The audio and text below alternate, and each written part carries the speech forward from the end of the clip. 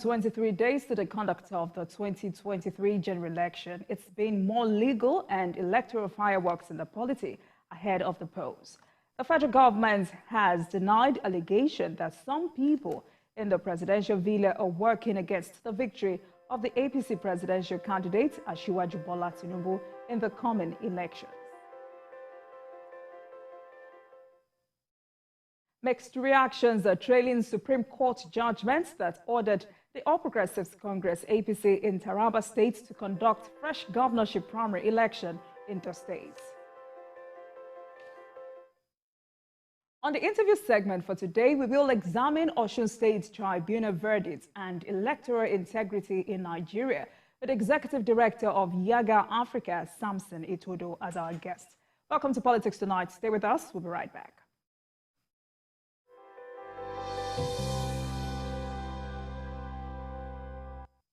Welcome back to the program. The Minister of Information and Culture, Lai Mohammed, has denied the allegation that some people in the presidential villa are working against the victory of the APC presidential candidate, Asiwaju Bola Tinubu. Mohammed said President Muhammadu Buhari is neither favoring or disfavoring any presidential candidate ahead of the February 25 election. The minister stated this after the weekly Federal Executive Council meeting in an apparent reaction to a statement by the Kaduna State Governor, Nasir El-Rufai. The governor had alleged that some elements in the presidential villa are working against the victory of the presidential candidate of the ruling All Progressives Congress APC, Bola Ahmed Tinubu. Mixed reactions are trailing the Supreme Court judgment that ordered the All Progressives Congress APC in Taraba State to conduct fresh governorship primary election in the state. A cross-section of residents who spoke with journalists expressed divergent views, while some argued that with right things in place, APC will come out as united front. Others argued that if the national leadership of the party fails to manage the situation, it may escalate and work against the fortunes of the party in the coming general election. In fact, the Supreme Court has shown Nigerians that we are relying on courts, because what they have done today is, honestly speaking, everybody is grateful because they have done the right thing. I am not a member of the party, but I know they did not conduct any primaries in Taraba State. The complainant never said he won at the primaries. He sought for justice. He said there was no primaries. And the law, the court stands and remains the eyes of the law. So it's so reasoned into the complainant and has granted what is worthy. So it's now confirmed, not only to Tarabans, to the whole world, that there was no primaries. And that has been the cry of Tarabans. We are saying that the party should do the right thing, so that every member of the party will know that justice has been done. And we are happy that the Supreme Court has affirmed that there was no primaries, actually. So we are very happy with this decision of the court. And we pray that the party follows the directive of the court to conduct fresh primaries if it's according to the law. And let's see who is more popular. I hope that the judgment will restore normalcy into the party. Because the party has been polarized since the last primaries that was held, which led to all these litigations that we just seen the end today. Once a judgment has been given, in this judgment, if they had won, would have all collapsed our structures into theirs. Now that we have won, we pray they will also try to close ranks with us so that we can support our party and win as many elections as we can win. A chieftain of the All Progressives Congress, APC, and a former governor of Ogun State, Osun, has led the governorship campaign of the candidate of the African Democratic Congress, ADC, in the state, Biyi Otegbeye. The former governor, who refused to join the re-election campaign of Governor Dapo Abiodun of the APC, openly declared support for the ADC candidate and was part of the unveiling of the party. He appreciated the support of his people and urged them to vote massively for Asiwaju Bola Tinubu as the president of Nigeria and Biyi Otegbeye of the ADC as the governor of the state in the coming election.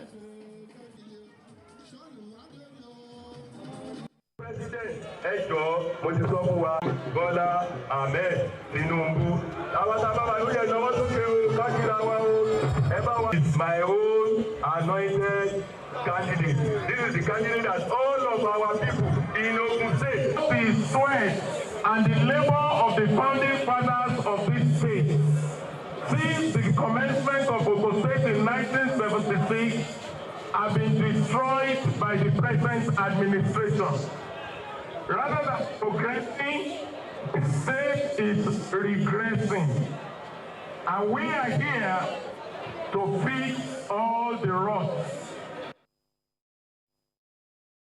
Now let's take a short break, and when we return, it will be time to speak with the Executive Director of Yaga Africa, Samson Itodo, on Osun State Tribunal verdict and electoral integrity in Nigeria. Please stay with us. We'll be right back.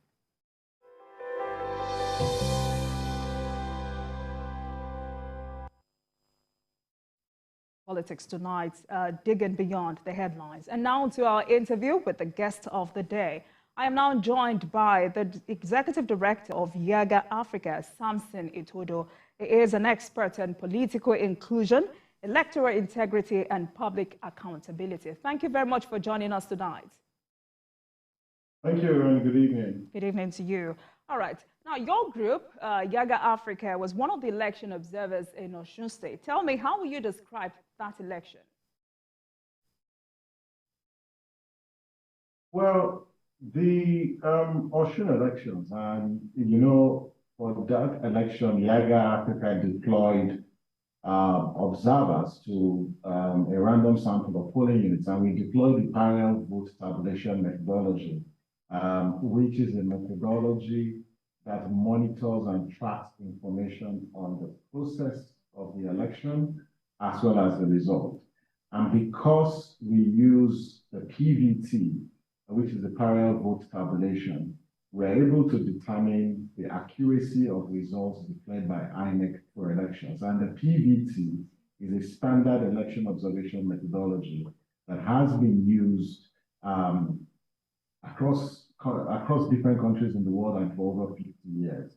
And what was our assessment of that election? We did speak about the process of the election and then also its outcome. And based on, you know, our official position, which was made known in the public, we did say that INEC's official results fell within the PVT estimate. And to that extent, the results declared by INEC were accurate and they were a reflection of the votes cast at the polling unit. And that was our position on the elections. Also in the Osun elections, we deployed the election results analysis dashboard, which is the ERAD, and that monitored and tracked results uploaded on the INEC election results viewing portal. And when we looked at those results and also looked at the process, we did come to a conclusion that the outcome of that election was indeed a reflection of what we observed at the polling unit. So we stand by our PVT figures based on our observation.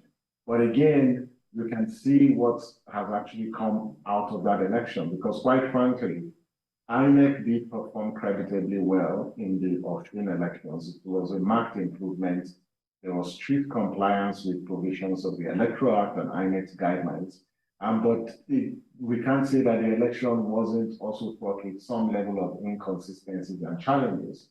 But these challenges and inconsistencies were not significant to impugn on the integrity of the outcome of the election. And that's our position.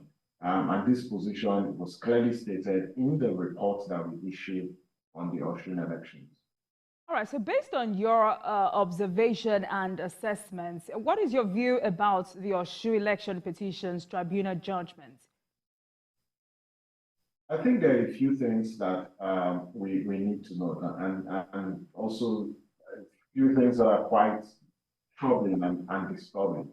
And I'll just base this on the provisions of the Electoral Act.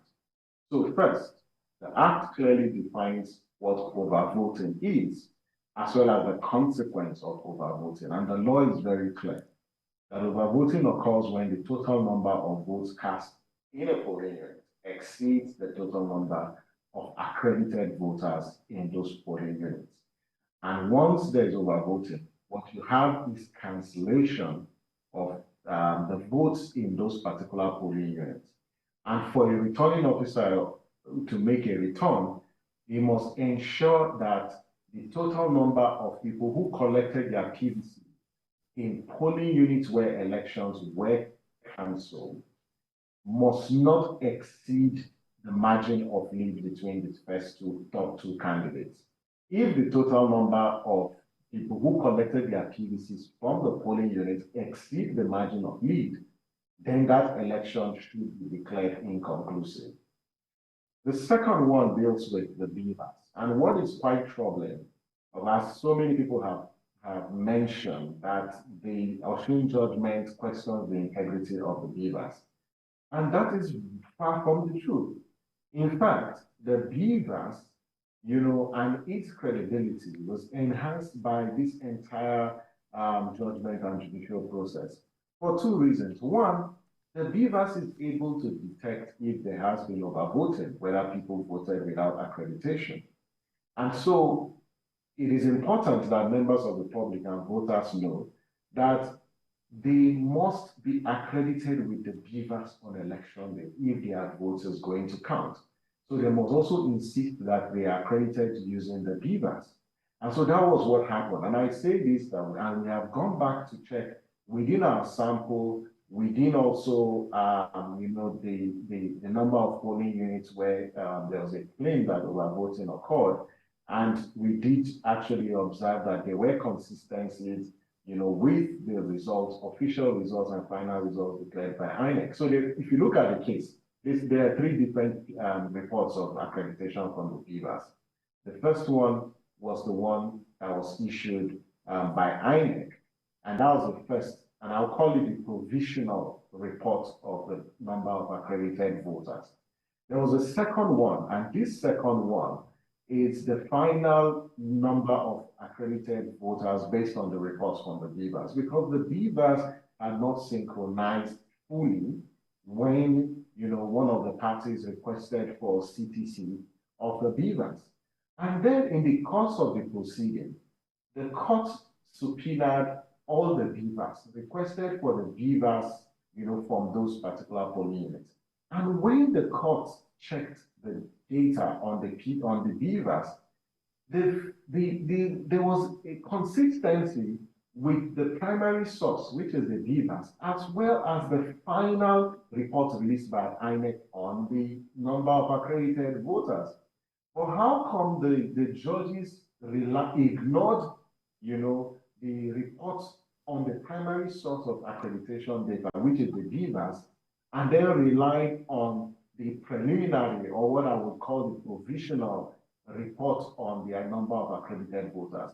And so these are some of the issues that are coming up from this. But the big question, and where I think INEC should have done better, was when it was issuing the first report, it should have indicated that these are provisional, subject to synchronization or update of the data, because we know how the beavers actually works and its function.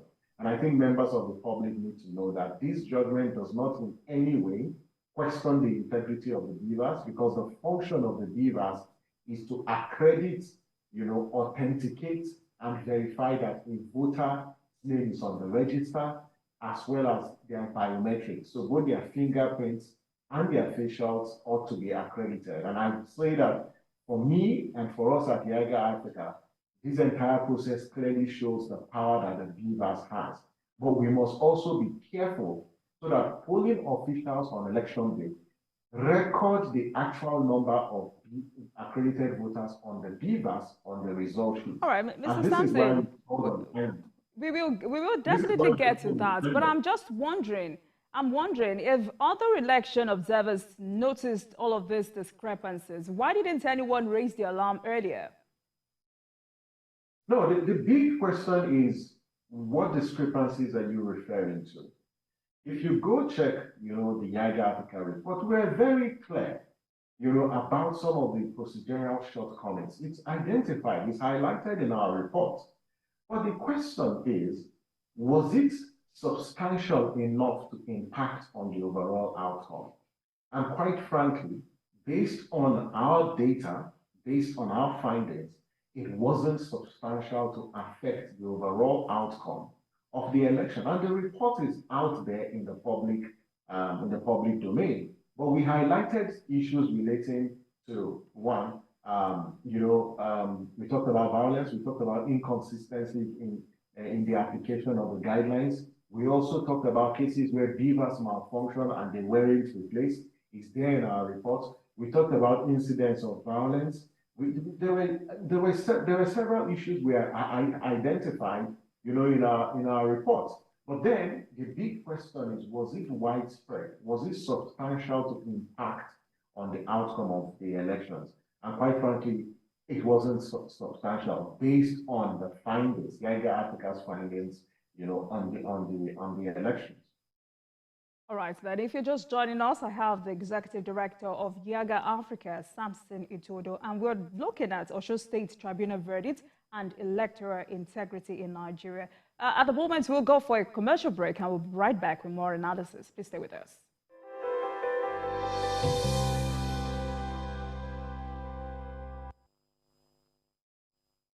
Nigeria needs focused leadership to take decisive action to end insecurity, reposition our economy for businesses to thrive, and restore total peace in the land. Tinubu is the right man for the job. Through innovation and technology, he will reposition Nigeria for businesses to thrive. Nigeria will export more and import less. Tinubu will reposition the agricultural sector for food security and improve farmers' welfare. Electricity will be reformed for a brighter Nigeria. Health, education, and housing will be more accessible and affordable. Nigeria will be transformed into an entertainment powerhouse, a home of sporting achievement, and a renowned tourist destination. Tinubu's government will build a Nigeria where we prosper together. He has done it before, and he will do it again for Nigeria. For renewed hope 2023, vote Asiwaju Bola Ahmed Tinubu and Senator Kashim Shettima as President and Vice President of Nigeria. Vote APC.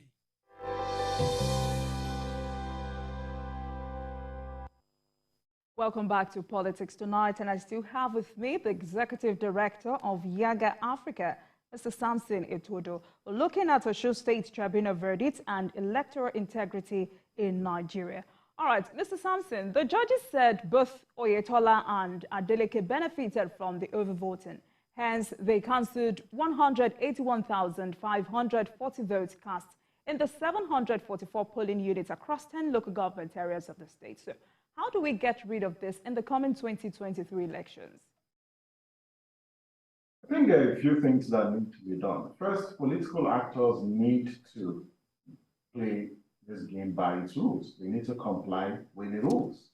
This act of encouraging voters to vote multiple times is unacceptable and it should be condemned. Secondly, the voters also need to check their behavior. Because why on earth, should a voter aspire or even plan to vote more than once?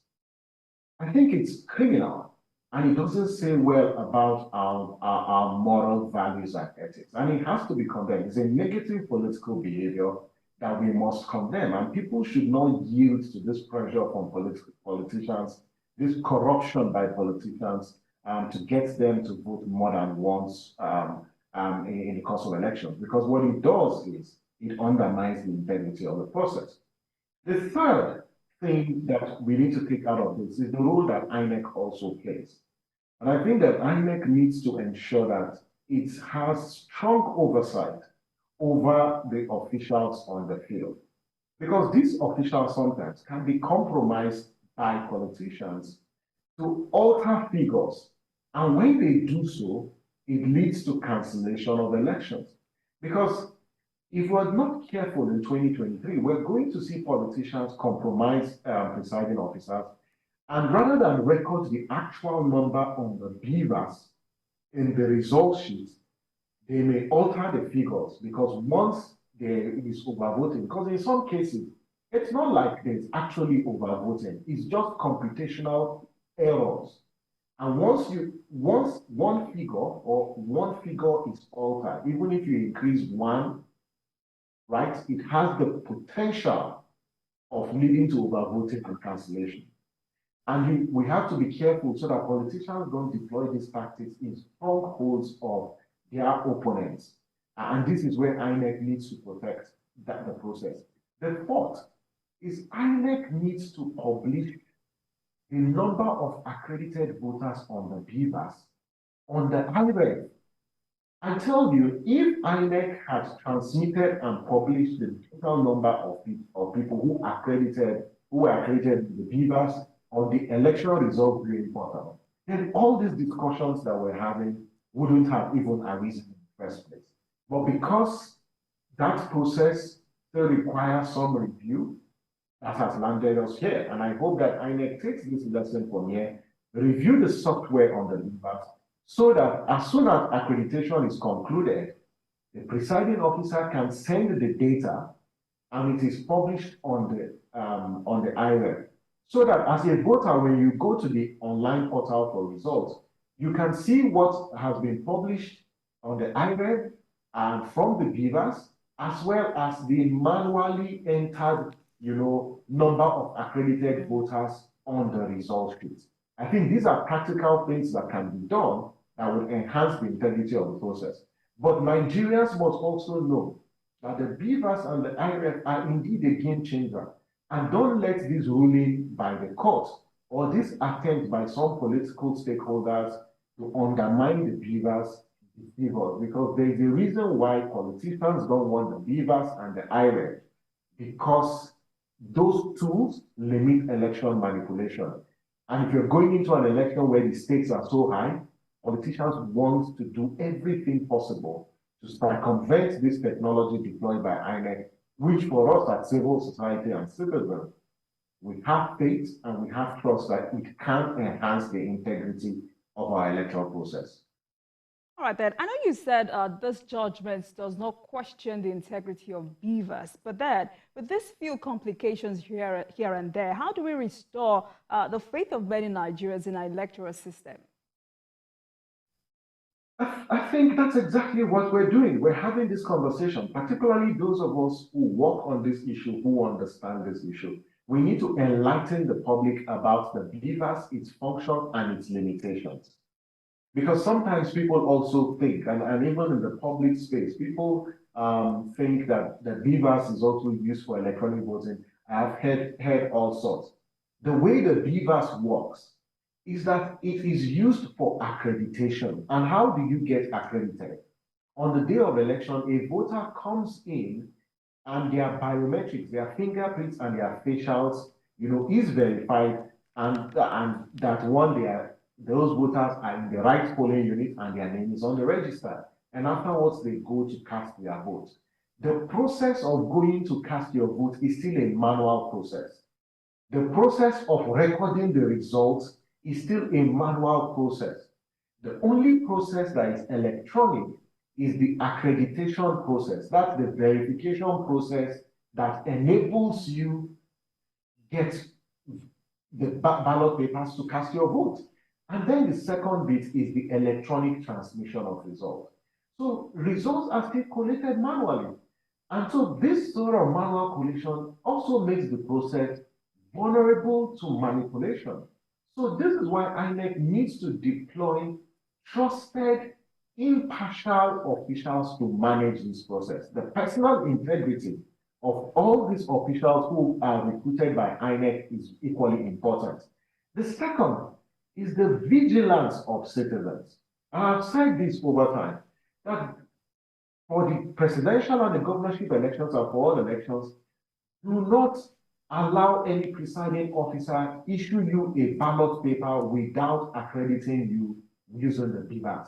The BVAS is provided to accredit you. And once you're not accredited using the BVAS, it means that the election for that polling unit will be cancelled. And it means your vote will not count. So you have a duty to ensure that the BVAS is used for accreditation. If the BVAS malfunctions, and the law is very clear, that if the BVAS malfunctions, and by 2:30 p.m. on election day, INEC does not deploy a replacement BVAS, then that election for that particular polling unit will be suspended and it will continue the next day. So note that once the BVAS malfunctions, INEC is required to send a replacement BVAS before 2:30 p.m. on election day. And if by 2:30 p.m. no new BVAS is provided, the election will continue the next day. But the only reason why the election will continue the next day is if the total number of people who collected their PVCs in polling units where the BVAS malfunctions and it wasn't replaced, if the total number of people who collected their PVCs in those polling units exceed the margin of lead between two candidates, and this is where the margin of lead principle apply. But I want Nigerians to also know that the BVAS performed its function well in Osun. It was just at the point of, the upload to the server. That is where you had this inconsistency. But even that inconsistency was also sort of rectified, because first, one of the parties applied for the CTC of the report of accreditation before all the data was uploaded on the cloud.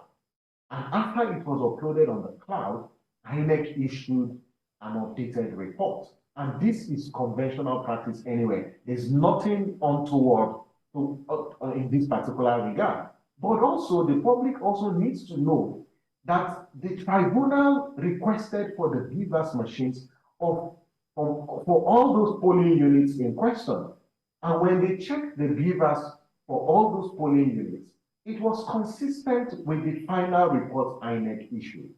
And so to that extent, I want the public to know that, yes, the BVAS is a technological device. It has its own challenges, but to a greater extent, the BVAS used by INEC for accreditation has the confidence of Nigerians, and we shouldn't let this particular matter, which for me does not question the integrity of the BVAS, give politicians a leeway to attacking the credibility of the BVAS. Right. This is not the first time. When the smart card readers were introduced, we also saw something similar. So it's not new. Politicians fear technology, especially most politicians fear technology. And I say that, yes, this technology, it has its own challenges, no doubt, but all you need to do is to ensure defense mechanisms are in place to inspire, confidence in members of the public. All right. In that regard, I would like to have your view about conduct of INEC officials during Osun election, where personnel provided different reports of accredited voters. What stiffer measures can be taken, especially as the general elections draw nearer? No, like I just mentioned, I said the personal integrity of the INEC officials is equally important. And this is why voters, yes, trust the BVAS, but also keep an eye on the INEC officials. Because these technology tools will not operate themselves. They need individuals to operate them. And where you have compromised election officials, they can manipulate the system, to subvert the will of the people. But I want to believe INEC has mechanisms in place to keep all this in check. And when you talk about, the conduct of INEC officials, and this is where, last week civil society issued or released a report on election manipulation risk index. And one of the concerns that we did express, as part of the risk, it's the recruitment of ad hoc officials. Their credibility, their capacity is equally important for the integrity of the 2023 elections. And I want to call on both Nigerians and all stakeholders to keep an eye on the officials who will be manning the polling units on the day of elections. Update yourself with information on the guidelines, know the procedure, so you can insist on compliance with the regulations and guidelines for the elections. It's going to take vigilance from every stakeholder, particularly citizens, to protect any form of manipulation. And I say these three things. One, when you show up on your polling units on election day, verify that there is a BVAS machine in your polling unit. Once you verify there's a BVAS machine before accreditation, please ensure that on that BVAS, the number of accredited voters is 0. Ensure that the number of accredited voters is 0. And then afterwards, when accreditation is completed, ensure that you keep an eye that the presiding officer records the actual number of accredited voters using the BVAS on the result sheets to prevent any error. Where there is an error, insist that it is corrected. Let the presiding officer show the BVAS that these are the total number of accredited voters before recording it on the result sheets.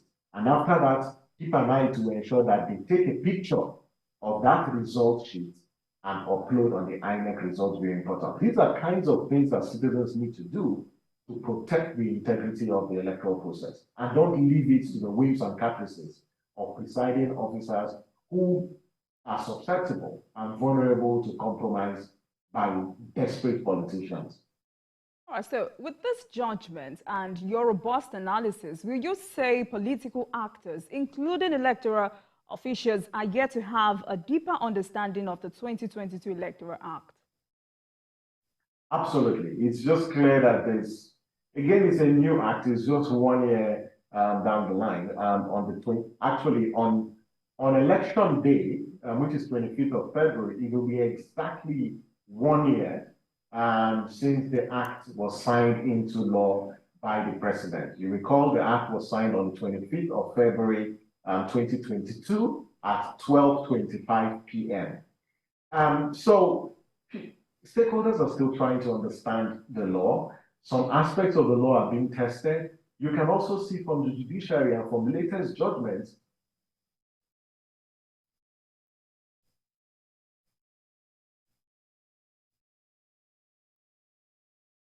electoral process. Because where judges deliver judgments that turns the law against its head, it's quite worrisome and disturbing. And I think that judges need to study the Electoral Act. And I'm quite aware that there have been several trainings, for judges of Election Petition Tribunal. There's also a manual for judicial officers on the Electoral Act. And the law is very clear on what happens in the course of overvoting. And it's about cancellation, and then elections will be declared inconclusive if the total number of people who collected their PVCs in affected polling units is higher than the margin of lead. And so these are some of the issues. Politicians also need to understand, the processes, the entire value chain of the voting process and accreditation process. But this is Nigeria. People, rather than understand the law to engage better, they understand the law to identify loopholes to exploit them. And this, again, speaks to the political culture within Nigeria. And I hope that our political actors will rise above self and put the country first, and also public interest in the course of this election. That complying with the rules is important because it's beneficial to all. And for the judges, who are turning the law over its head for whatever reason, they should know that they are damaging the reputation of the judiciary.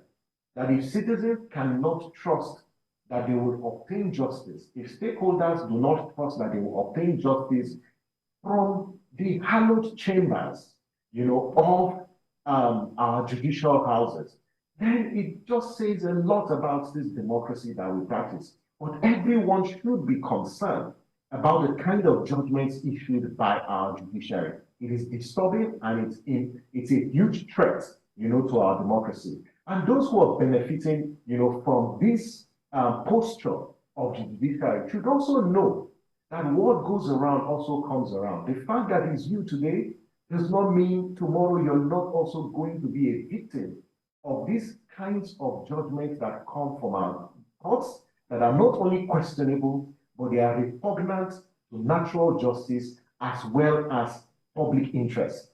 And this we must, and I call on the NJC as well as the Nigerian Bar Association, that we need to call out judges who are not complying and interpreting the law the way it ought to, but are doing so damaging the reputation of the judiciary.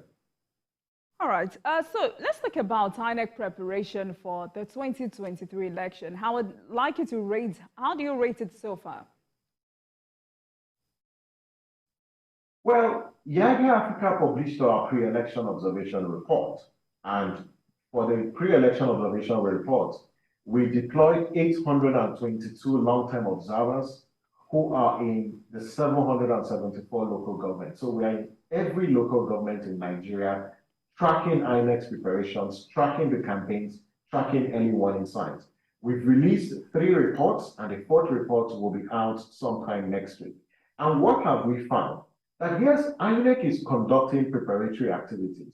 And what are those 3 activities that we have observed? The collection or the issuance and collection of PVCs. There's also stakeholder engagement. There's also training of election officials. So to a large extent, INEC is conducting, its preparations for the general elections. We've also seen issues relating to redistribution of people to polling units. The voters register has been finalized and has been issued to stakeholders.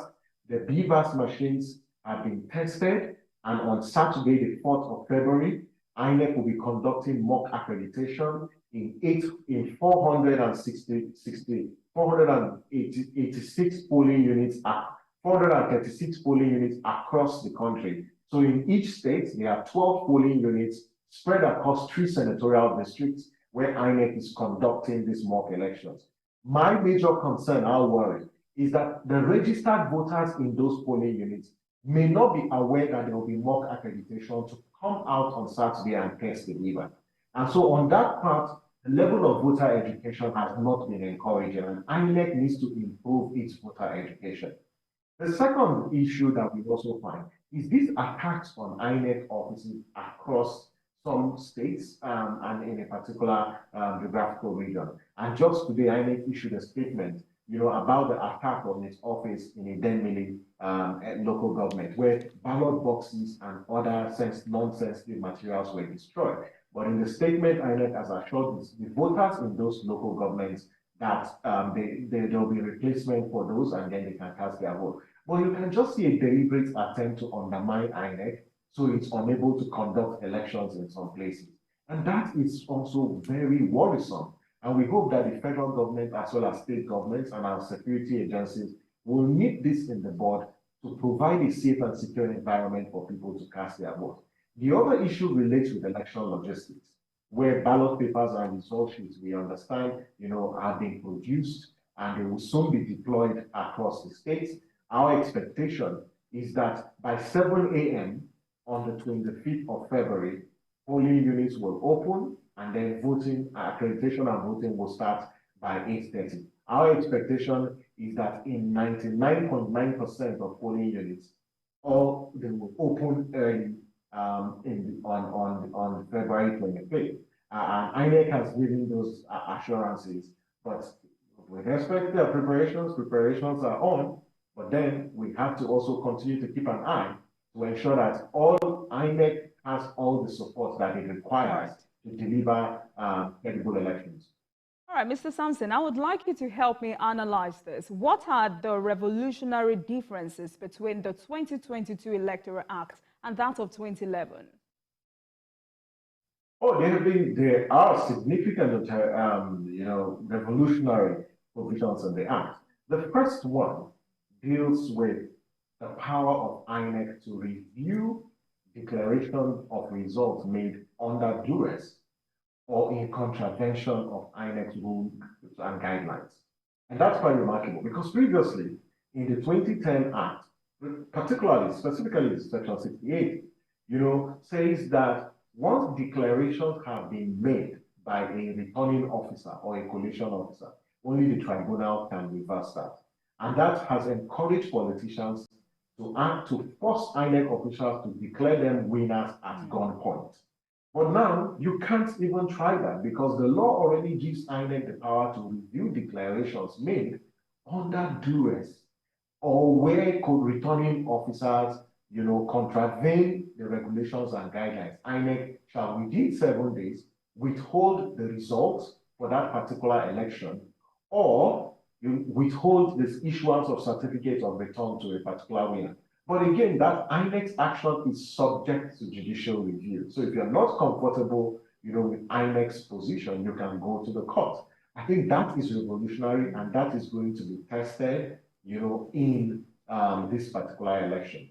The other revolutionary provision which we have seen is this issue around the time frame of elections. You can see that unlike the 2010 Electoral Act, where submission of lists of candidates or campaigns actually start 90 days to the date of election. We've seen early campaigns. We've seen early primaries. There are several lessons that we have learned, from this entire process.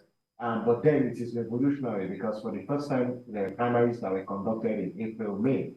Previously, primaries start around August, actually around September, October. The other revolutionary provision is the one that redefines overvoting. Because in the 2010 Electoral Act, overvoting was determined based on the situation where the total number of votes cast, is higher than the total number of registered voters. And that has changed now, and it's the total number of, in considering overvoting, you need to check whether the total number of votes cast exceeds the total number of accredited voters. The other one is on electronic accreditation, as well as electronic transmission of results. These are revolutionary provisions in the 2022 Electoral Act that were not in the 2010 Electoral Act. So now INEC can transmit results electronically, and we saw that in Ekiti, we saw that in Osun, and that enhanced the transparency of the electoral process. Of course, in the 2010 Electoral Act, there were no time limits imposed on when the federal government would issue or deliver the funding for elections. But now it has improved. The 2022 Act has enhanced INEC's financial independence to the extent that the law is clear that 1 year before the election, INEC shall receive all its funding for the general elections. So these are some of the revolutionary, and I can go on and on. Right. But this particular act is one of the best electoral legal framework that Nigeria has had since return to democracy. And Nigerians should celebrate this act because they fought for it, they asked for it, they pushed for it, they advocated for it, and they mounted pressure on their legislators to deliver this act to them. Interesting. All right, so INEC has expressed worry over impact of the ongoing fuel scarcity that could have on the conduct of the elections. In your view, how serious is this threat? It is very serious, and I see that's why INEC is engaging with NNPC as well as the CBN. So one, elections are a human activity. Elections require huge logistics. The transportation of the ballot papers and the result sheets from one point to another requires a vehicle, and in most cases, either motorbikes or in riverine areas, it requires boats. Because how do these materials get to those polling units? Let's keep in mind that the number of polling units we have is 176,846 polling units. These polling units are spread across the entire length and breadth of this country in all the local governments. And some places are hard to reach. And so this transportation and the machines, as well as the cars that will be used, to transport these materials require fuel.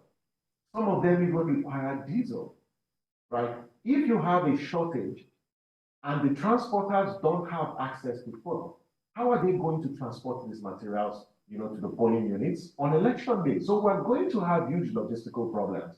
And if we're not careful, it might lead to delay, in the opening of polls. This is why, this is a threat. And I'm glad that INEC is already engaging the NNPC to work with the transport unions as well as the unions that INEC is engaging for the transportation of the materials to make fuel and gas available to them for the period of the election. The second is there are also transactions that INEC performs, where it requires cash. And I hope that the CBN will make the cash also available to INEC because For instance, at the community level, where they pay these transporters, they need to pay for those services using cash and not necessarily transfer. And so those lower level sort of transactions, INEC will need access to capital, access to the new notes to be able to transact at that micro level. And when we think about this, let's think about what happens in materials on election day, because this also has security implications. In a highly contested election of this nature, where the stakes are high, where you also have multi-dimensional insecurity and there's resentment in the land, you don't want to also heat up the polity and then engage in provocative actions that might snowball into something that we all may not be able to handle at the end of the day. So it's a huge concern, but I'm glad to see that there are efforts to address this. And it's within our capacity as a country, to address this particular threat. All right, having said that, Nigeria will be conducting national elections this month and in March. I'm curious to know how possible is it for you to deploy logistics for effective monitoring of the polls?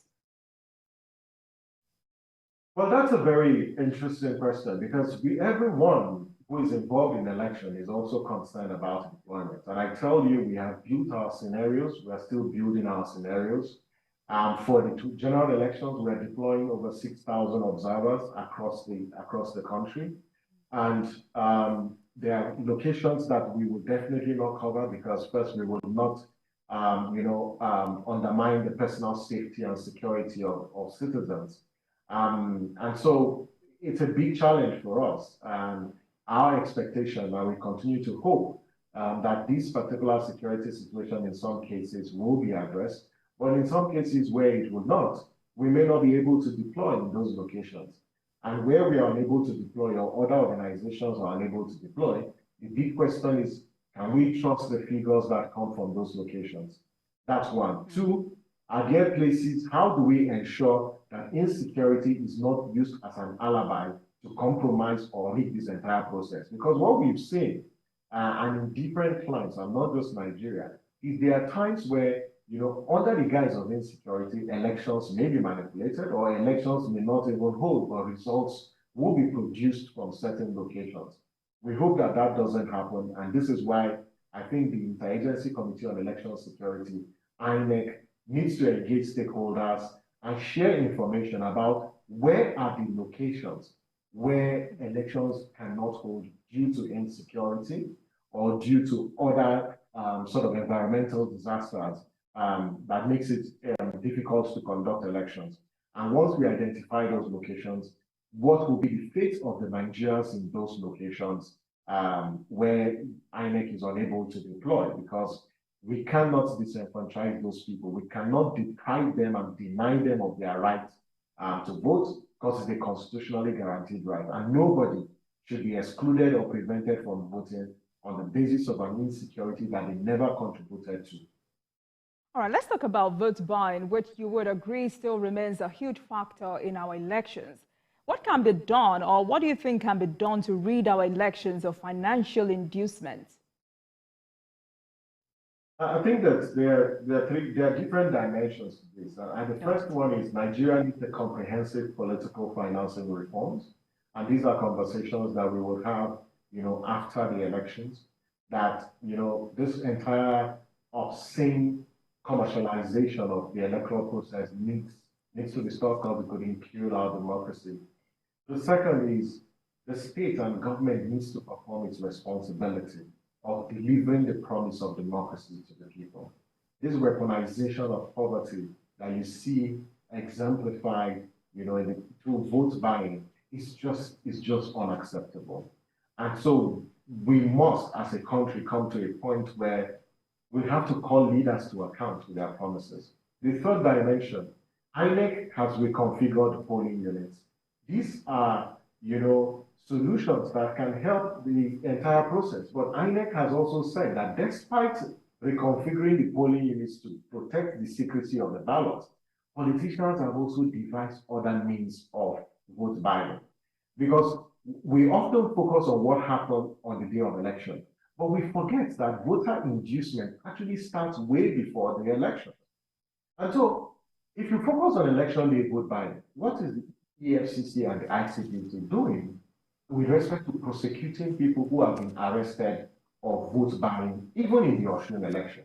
We saw the fantastic sting operation undertaken by EFCC officials in the Osun election. Where are those people who were arrested? What is the level of their prosecution?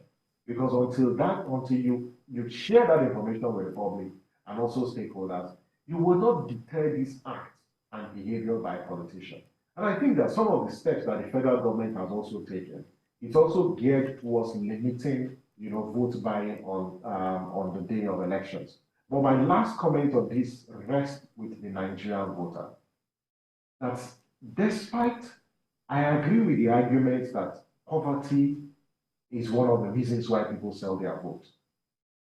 But the continuous sale of your vote makes you poorer and poorer and poorer. It doesn't in any way solve your economic deficiency, because the politicians know why they are buying your vote, because your vote is important. Why won't you push back and resist, this sale of your vote and vote for leaders that you are confident can provide you with long-term dividends of democracy? And my call on Nigerian citizens is, don't sell your vote because it limits you and then it restricts you from speaking afterwards. Because you sell your bet when you sell your vote. Because the politicians will have no respect and no regard for you when you get into office. Because after all, they bought their way into office. So why should they respect you? Why should they consult you?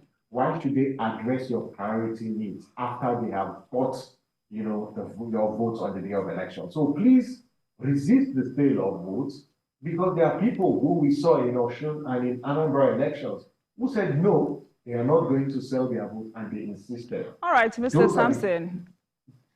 Celebrate. All right, just before we go, let me know, what are your fears concerning this election? The fears for this election are, one, that the politicians are so desperate that they want to interfere with INEC's operations in a way that it undermines the integrity of the process. And that, for me, is the greatest fear, because the political class just believe that you cannot win elections without any strategy of manipulation. And that is not true, because there are people who have won elections without manipulating the process. Because if you think about the innovations that have been introduced, I worry that this desperation will push politicians to do unimaginable things just because they want to perpetuate themselves in office or force themselves, on the people. Please give the Nigerian people the opportunity to decide for themselves on who they feel should lead them from the state houses of assembly down to the president. All right. Thank you very much, Mr. Thank you very much. He's the Executive Director of Yaga Africa, Mr. Samson Itodo, and we looked into Osun State Tribunal verdict and electoral integrity in Nigeria. You've made very valid points this night, and I must thank you for your robust analysis. Thank you very much for coming on Politics Tonight. Thanks for having me. And just before we go, let's give you the pick of the day regarding political happenings in the country. I never told anybody one day I will bring camera and announce to you, this is who will go. I said I will tell Rivers people, the candidate they will support. Not so? Not so. I did not tell you the method of saying it. I did not tell you I will bring live coverage and say it. But Rivers people know, is it not correct? Yes, sir. Are you not aware? We are aware. Are you not aware? We are aware. In a way to make a carry live coverage, we are hereby going to Joseph. Fa, fa, fa. Follow. Fa, fa, fa. Follow. Yes, and Wike, Governor of Rivers State, speaking there. Thank you very much for watching. That marks the end of today's episode of Politics Tonight. But the conversation continues from here. Get in touch with us on Twitter at TVC News NG and at Olajumoke using the hashtag Politics Tonight. We're also on YouTube at youtube.com/TVC News Nigeria. Join us for the repeat episode at midnight and tomorrow for another edition of Politics Tonight, digging beyond the headlines. I am Olajumoke Olatunji. All in favor, say aye. Those against, no. The ayes have it. What do you know about the legislature, its role in governance, and as one of the three arms of governance? Lagos Parliament is here to bring it to you as it is. Here to bring you every detail you need to know about the legislature in Africa's most populous city. On Lagos Parliament, you get a chance to meet the lawmaker of the week. Events are critically reviewed. You can also observe plenary in Yoruba language. I am Abimbola Agbebi. Join me every Friday at 9 p.m. as I take you through the activities of the legislature. It's